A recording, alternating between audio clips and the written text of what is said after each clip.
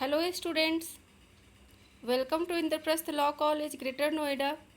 I am Dr. Neelam Pandey. Dear students, in our previous video, we have already discussed about the Indian National Congress, and in the present video we will move forward towards its phases. So let's start the moderate phase. During the first 20 years of the Congress, the moderate nationalists or moderates dominated the party. Students 1885 में कांग्रेस की स्थापना से लेकर अगले 20 वर्षों तक कांग्रेस पर moderate nationalist जो थे या मॉडरेट्स जो कहलाते थे, नरमपंथी नेता, इनका प्रभुत्व ज़्यादा था, इनका कब्जा ज़्यादा था। सुरेंद्र नाथ Banerjee, Dinshaw Wacha, Feroz Shah Mehta and Gopal Krishna Gokhale were some important moderate leaders. ये जो लीडर्स हैं ये उस वक्त के कुछ प्रमुख मॉडरेट्स लीडर कहलाते थे। They were moderate in their objectives and methods. They believed in constitutional methods and in methods of persuasion. Students, ये अपने नरम रवैये की वजह से, अपने नरम आचरण की वजह से मॉडरेट्स कहलाते थे, क्योंकि इनके जो ऑब्जेक्टिव्स थे, इनके जो मेथड्स थे अपनी मांगों को मनवाने के लिए ब्रिटिश गवर्नमेंट से, वो बिल्कुल पिटीशन पर प्रार्थना पत्र लिखेंगे, अनुनय विनय करेंगे, इस पर आधारित था। कहते हैं कि moderate leader P3 formula follow करते थे। P for petition, P for prayer and P for protection, यही इनका हथियार था। इसलिए उस वक्त ये जो मॉडरेट लीडर थे, इनको कहते थे कि ये भिक्षावृत्ति की प्रवृत्ति है इनमें, ये अपने ही अधिकारों के लिए अंग्रेजों से भिक्षा मांगते हैं कि हमें ये कर दो, हमें ये करो। अपनी मांगों को, अपनी प्रार्थनाओं को ये अंग्रेजों से बड़े ही नरम तरीके से पेश आते थे।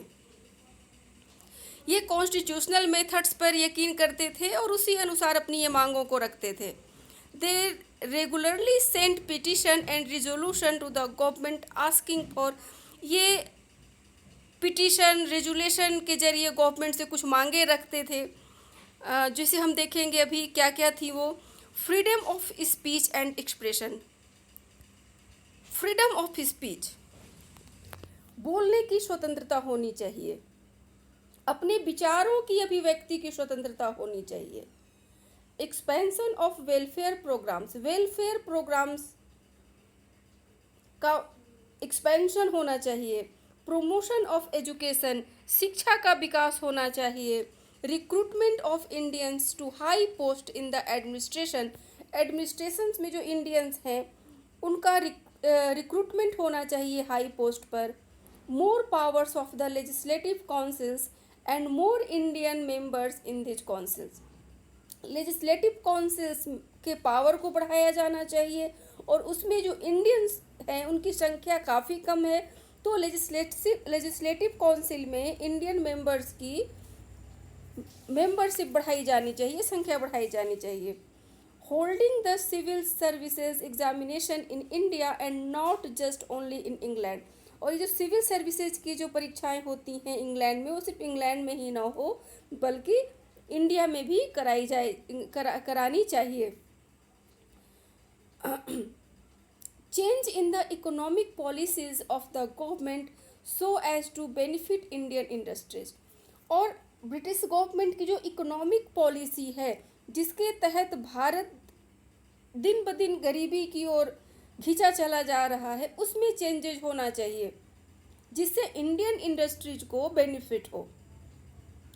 कट इन मिलिट्री एक्सपेंडिचर, और इतनी बड़ी जो अंग्रेजी सरकार ने सेना खड़ी कर रखी है और उस सेना में बेतहाशा जो पैसा खर्च होता है उसमें कटौती होना चाहिए। ये जो सेना इतनी अधिक बड़ी संख्या में रखी गई है उससे भारतीयों को क्या फ़ायदा होता था? कुछ फ़ायदा नहीं होता था।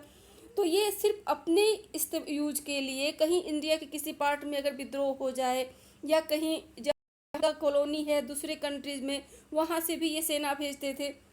तो सेना तो इनका अपने पर्सनल इंटरेस्ट के लिए था और खर्चा उस पर बेतहाशा खर्च होता था। तो इस वजह से मिलिट्री एक्सपेंडिचर में कटौती करने की मांग मॉडरेट्स लीडर करते थे। Stopping the drain of India's wealth to Britain, drain theory को इंट्रोड्यूस किया था भारत में। मॉडरेट लीडर हैं दादा भाई Naoroji. Dadabhai Naoroji is known as the grandfather of India. और ड्रेन थ्योरी के जरिए दादा भाई नौरोजी ने ये दर्शाया कि कितना शोषण ब्रिटिशर्स इंडिया का कर रहे हैं, कितना धन ये भारत का शोषण करके इंग्लैंड भेज रहे हैं और किस किस तरीके से भेज रहे हैं, इन सब को ओपन किया दादा भाई नौरोजी को। तो इस पर रोक लगाने की मांग की मॉडरेट्स लीडर ने कि भारत की जो वेल्थ का ब्रिटेन में भेज रहे हो उसे खत्म करना, उसे रोकना चाहिए। Students, now we see the extremist phase. The failure of the moderates to achieve political reforms brought forth new trends in the Congress. अब मॉडरेट्स लीडर जो थे ये अपने पॉलिटिकल रिफॉर्म्स को प्राप्त करने में फेल हो गए। यानी जो जो चीज़ें इन्हें चाहिए थी, जो सुधार की ये मांग ब्रिटिश गवर्नमेंट से कर रहे थे, उसमें जब ये फेल हो गए तो एक नया ट्रेंड कांग्रेस में आया, एक नया ग्रुप इंडिया में आया। The new group of leaders they are called extremist leaders.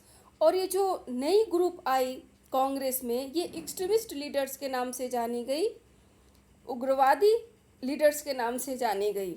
They where led by Lala Lajpat Rai, बाल गंगाधर तिलक एंड बिपिन चंद्र पाल। ये जो एक्सट्रीमिस्ट लीडर्स थे, एक्सट्रीमिस्ट ग्रुप था, इनको लीड कौन कर रहा था? तो लाला लाजपत राय, बाल गंगाधर तिलक एंड बिपिन चंद्र पाल, जो इतिहास में लाल बाल पाल के नाम से प्रसिद्ध है। These leaders felt that the present ways of the Congress were ineffective. इन लीडरों ने कहा कि कांग्रेस का जो प्रेजेंट वे है वो इनएफेक्टिव रह गया है, वो प्रभावशाली नहीं रहा है। They were in favor of more radical objective and methods. अब ये क्या फेवर कर रहे हैं कि जिस तरीके से मॉडरेट लीडर्स मांग कर रहे थे ब्रिटिश सरकार से, वो पर्याप्त नहीं था सुधारों के लिए। तो अब हमें ज़्यादा उग्र तरीके से अपनी मांगों को ब्रिटिश गवर्नमेंट के सामने रखने की ज़रूरत है। They called for strong political actions such as strikes, boycotts of British institutions and goods and mass demonstration to spread awakening among the people and to achieve political reforms.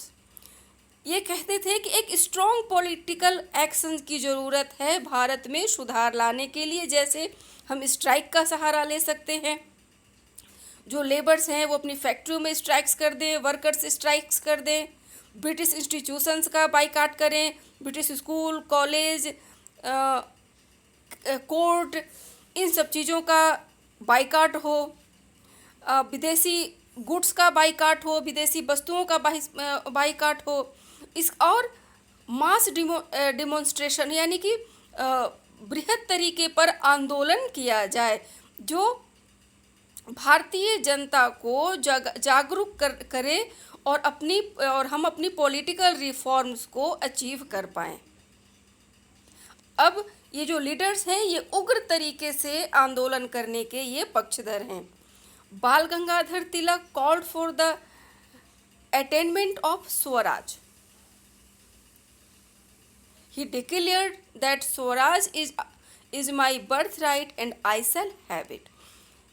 तिलक अब स्वराज की बात करते हैं और क्या इन्होंने नारा दिया है?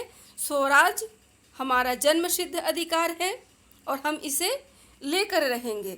ये स्वराज शब्द का सबसे पहले इस्तेमाल जब हम फर्स्ट यूनिट को पढ़ रहे थे, उसमें हमने पढ़ा था कि आपके स्वामी दयानंद सरस्वती ने सबसे पहले स्वराज शब्द का इस्तेमाल किया है। फिर हम देखते हैं यहाँ जब मॉडरेट एक्सट्रीमिस्ट लीडर्स आते हैं, बाल गंगाधर तिलक, तो इन्होंने स्वराज को अपना जन्मसिद्ध अधिकार बताया, यानी स्वराज की प्राप्ति को अपना मुख्य लक्ष्य बनाया। और अब इसी स्वराज को लेकर गांधी जी, जब हम गांधी जी को भी जब पढ़ेंगे तो उसमें भी हम इस स्वराज शब्द को पढ़ेंगे, तो और किस तरीके से स्वराज का इस्तेमाल गांधी जी ने भी किया है। Students, in our next video, we will study a new topic. Thank you.